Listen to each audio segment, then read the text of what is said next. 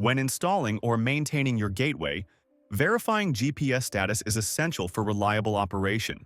GPS status monitoring is available in WisGateOS 2 version 2.2.15. Here are the pain points and why GPS monitoring matters. 1. Without GPS lock, your gateway may not synchronize correctly. 2. Missing PPS signal can lead to timing issues. 3. Poor satellite reception can cause unstable performance. In this video, we'll show you how to monitor GPS lock, PPS signal, and satellite count directly in WisGateOS 2. Step 1. Access the GPS status page. First, log into the web UI of your gateway. Then, go to Dashboard, Overview. Then scroll down to GPS. Do note that GPS status is available only on models with a GPS module. Check GPS status from the dashboard in just one click. Step 2. GPS status indicators. Hover the pointer here on the question mark icon to see the GPS indicators. GPS lock shows whether the gateway has a fixed position. PPS output confirms precise timing synchronization.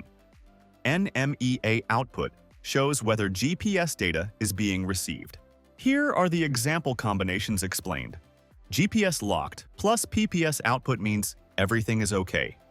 GPS locked and no PPS output means timing is unavailable. GPS not locked and no PPS means no position or timing. And no NMEA output means possible hardware issue. GPS indicators help you quickly diagnose lock, timing, and data issues. Step 3. Satellite count. The satellite count shows how many satellites the gateway is receiving signals from. 0 satellites usually means poor antenna placement or no connection. 1 to 3 satellites are not enough for a valid fix. 4 or more satellites provide accurate 3D positioning, and 8 to 12 usually means optimal accuracy. Higher satellite counts mean stronger GPS signals and better accuracy. In this tutorial, you learned how to access GPS status in WisGateOS 2, understand GPS lock, PPS, and NMEA output, interpret satellite count for installation quality.